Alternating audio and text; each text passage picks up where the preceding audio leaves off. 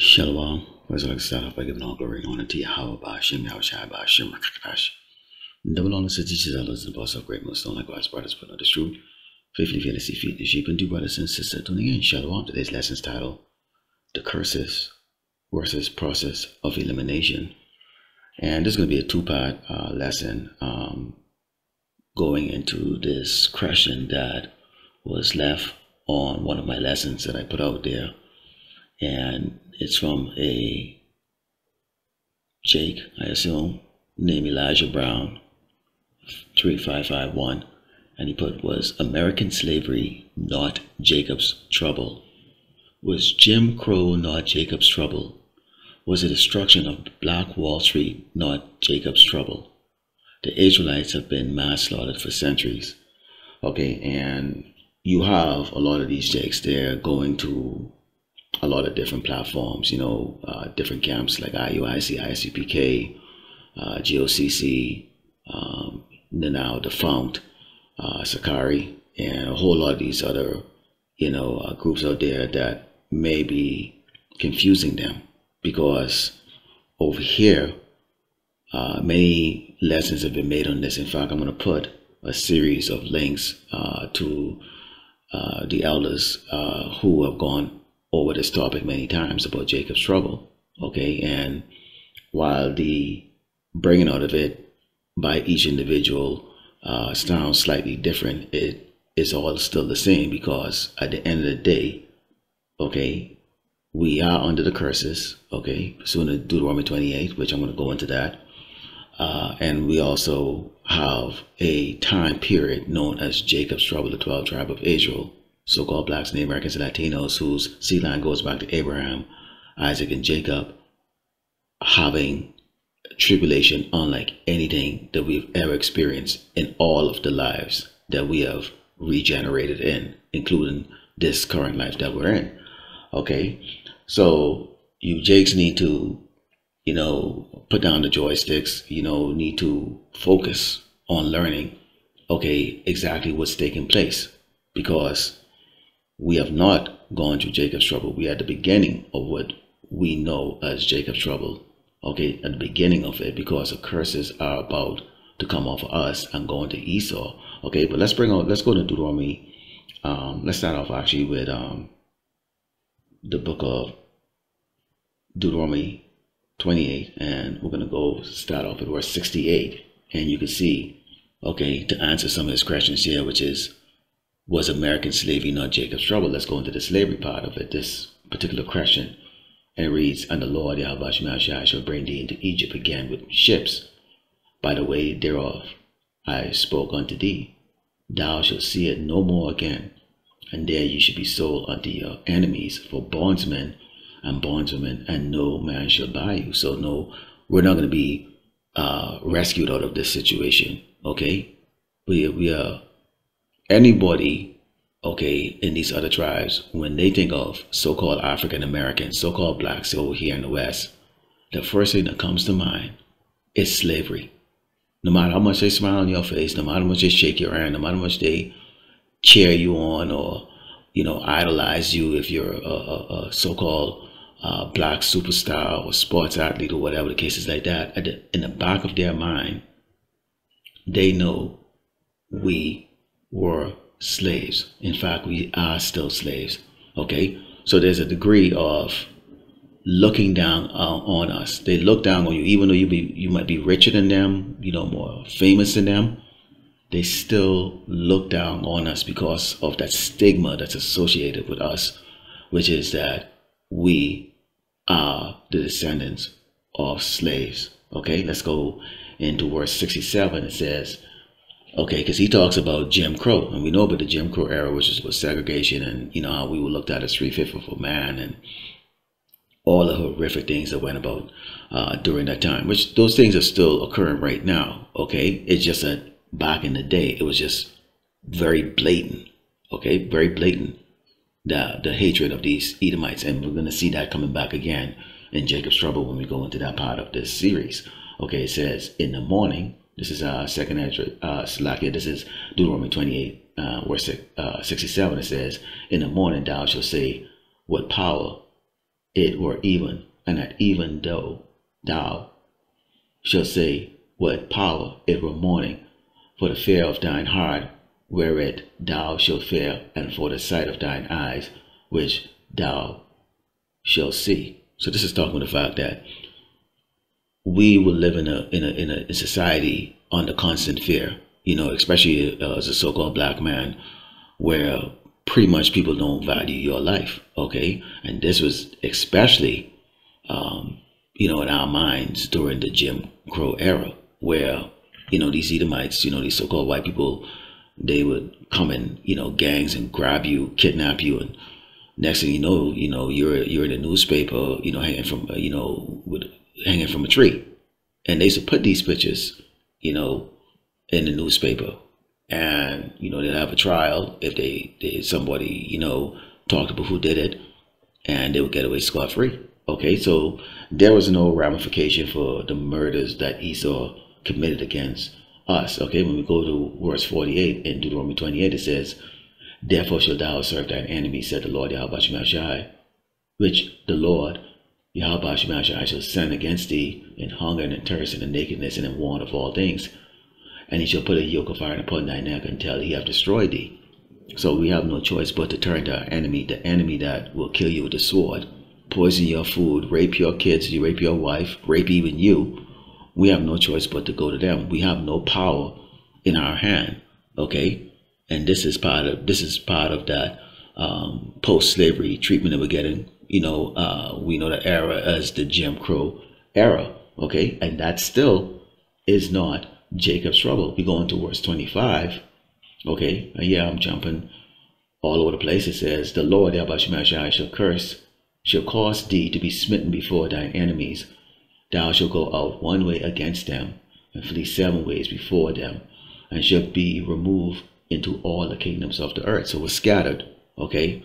So identity is not really just only Negroes or Latinos, okay, or Native Americans. We could look like the other tribes too, and catching the same type of help, okay? When you go into verse 43, it reads, the stranger that is within thee shall get up above thee very high, and thou shalt come down very low, okay?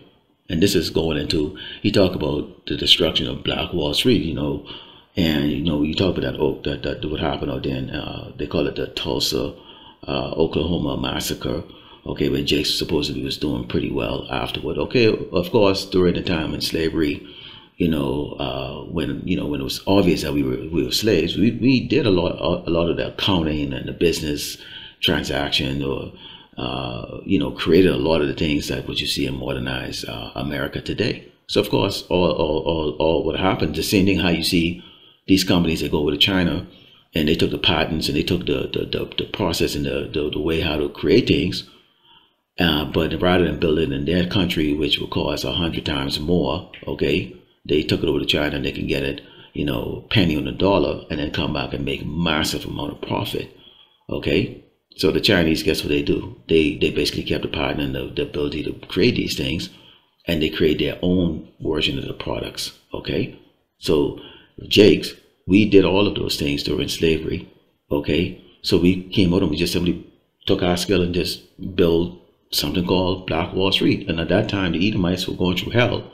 They weren't doing as well as they thought they should be doing, okay, the low-level Edomites. And so what they did is they, in their jealous rage, they went and they slaughtered a lot of Jakes, okay? So that was part of the curses. Deuteronomy 28 goes into those curses, and the question that this Jake is asking, okay, is in reference to that. We can go into Jeremiah 50 and prove, okay, that we are under the curses still, and there's going to be a trade, okay, basically trading places between us and Esau. Okay, it says, behold, I am against thee, O most proud, said the Lord power of hosts, for the day is come, the time that I will visit thee, and the most proud shall stumble and fall, and none shall raise him up. And I will kindle a fire in his cities, and it shall devour all around about him, which we see in the systematic breakdown of Great Babylon America right now. The Lord Yahweh Shemashai is putting ahead, okay, of Caesar Nero Trump to do this, okay. It says, thus said the Lord of hosts, Yahweh Shemashai, the children of Israel and the children of Judah were pressed together, and all that took them captives held them fast. They refused to let them go, which is speaking of the tribes. Okay? So it's talking about the southern kingdom and the northern kingdom. We're still here in captivity. Who's doing all the menial work here? Who's being persecuted? Who's being blamed for everything? Us. Okay? It says, their Redeemer is strong. The Lord of hosts, Yahweh Shemashai, is his name. He shall thoroughly plead their cause, that he may give rest to the land and disquiet the inhabitants of Babylon. So the Babylonians have to pay. Esau has to pay for what he has done. Okay? He has to pay. Okay? It says, the sword is upon the Chaldeans, said the Lord Yahweh Shemashai, upon the inhabitants of Babylon, and upon her princes, and upon her wise men. A sword is upon the liars, and they shall dote. A sword is upon her mighty men, and they shall be dismayed. As powerful as the United States military is, they're going to lose World War III horribly. Okay? Horribly. And we're seeing right now the sissifying of the Edomites, men, okay, here in this country, okay, or here in this land, I should say. And they're right now, they're not as mighty as they used to be. Okay, so this right there, that shows the whole tribe of Israel has been through this captivity under the oppression of the Edomites. We go into Lamentation 4 and start verse 21. We can see where this is going to be a trade-off. It says, rejoice, be glad, O daughter of Edom, that dwellest in the land of Oz. The cup also shall pass through unto thee, and thou shalt be drunken, and shall make thyself naked. Okay, so they don't have that warrior mentality that they had, say about 80 years ago, during World War II. What you're seeing right now is just ignorance and stupidity. That they're gonna have a USC fight at the White House coming up, I think, later on. Come on, man. It says, the punishment of thy iniquity is accomplished, O daughter of Zion. He will no more carry thee away into captivity. He will visit thine iniquity, O daughter of Edom. He will discover thy sins. And how is that being discovered? Through the prophets, going out down the highway in the Bible and this unicorn preaching. We show pictures, we go through the scriptures, and we use today's headline and yesterday's headline in regards to what this man is doing. So this man is being exposed. Okay, so Jake, you're looking. I know your desire is that we've gone through Jacob's trouble, and you can't remember when in your regenerative state, or a reincarnated state, as they were using in the world. Remember, getting whipped or beaten or going through this stuff. For you in your head, you're probably saying to yourself, my great-great-grandparents, they went through that, but I didn't have to go through that. We went through it. Okay, we went through it. Okay, so no, if you live, you will not escape Jacob's trouble. Okay, we all gonna go through it. All right, let's go close out 2nd Ezra chapter 9 and start verse 1. And it reads, he answered me then and said, measure thou the time diligently in itself, and when thou seest part of the sign pass, which I have told thee before, then shalt thou understand that it's the very same time wherein the highest who began to visit the world which he made. So we looking at what's going on in the world. They trying to make this, Charlie Brown into a deity. Okay. And, it's going to create this problem and that problem. And you see what's going on there in Gaza. You see what's going on with Israel, the fact that the state of Israel don't want to accept the Palestinian state, even though their allies have said, we recognize it. They're saying, nah. Okay. So we know this is going to result into, World War III, which the United States is going to be drawn into. It says, therefore, when there should be seeing earthquakes and uproars of the people in the world all over the place. There's people just marching. The Edomites now crying, I can't do this, I can't do that. I don't have a job, I don't do this and that, I can't eat, I can't afford this and that. Now they're crying. Okay? Everybody on the earth is now crying because of wicked are in rulership. It says, then shalt thou well understand that the Most High spake of those things from the days that were before thee, even from the beginning. For like us, all that is made in the world had a beginning and an end, and the end is manifest. So we already know what happened in the past is going to happen again in the future. We understand the outcome, or we know the outcome of everything. It's been revealed to us. We know the outcome. So this is the reason why we can confidently come out and we can preach it, because we already know there's no hope here. You people can struggle all you want. There's no hope. There's going to be mass death, mass murder, mass raping, mass a whole lot of starvation and other things. And it says, even so, the times also of the highest are plain beginnings in wonder and want powerful works and endings in effect and signs. And everyone that shall be saved and shall be able to escape by his works and by faith, whereby ye have believed, shall be preserved from the said perils, and shall see my salvation in my land and within my border, for I have sanctified them for me from the beginning. So there's a set of people on this earth, Hebrew Israelites that is, that have been chosen already, sealed. No matter what, they're going to be saved. It's just the way it is. Okay, and there's those that just not going to be saved, no matter what. Okay, so you can see here the believers will believe that these things are going to come to pass. So the believers are pinning the hope to be saved by Yahweh, by Shemashai, to be saved by the Mashiach. Okay, it says, then shall they be in pitiful case, which now have abused my ways, and they that have cast them away despitefully shall dwell in torments. Hey, they living nice. They're worrying about what titles they're going to get, the next house they're going to buy, the big mansions, and the idolization of people. Everywhere they go, people know their name, people shake their hands, people know who they are, they're popular, blah, blah, blah, blah, blah. Listen to what it says. It says, for such as in their life have received benefits and have not known me. So if your life is going really well, you're rich and popular and everyone likes you like that, then you probably would assume you don't need to love Yahweh Bashem Yahushai. You don't care. Okay? You don't care because you're looking for the love of the oppressor, Esau, the Edomite, the so-called white man, the same man that had the Jim Crow era, the same man that put you in slavery, the same man. Okay, going to this brother said the Israelites have been slaughtered for centuries. Okay, yeah, but that's still not Jacob's trouble, brother. We're gonna go into that, okay? Because there's a whole lot of scriptures for Jacob's trouble and showing you just how terrible it can be, and that's just the best I can describe it.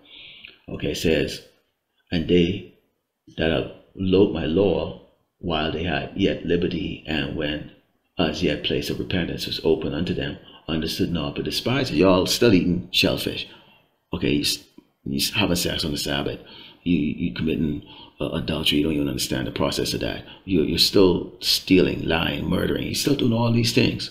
Okay, all these things. And you have the opportunity right now. People will drive past us every week to look at us, and I caught a dude yesterday, and he's not the only one that's done it, trying to videotape me from behind and taking pictures and stuff like that, because they see you as just, something that's like a year-round Halloween, man.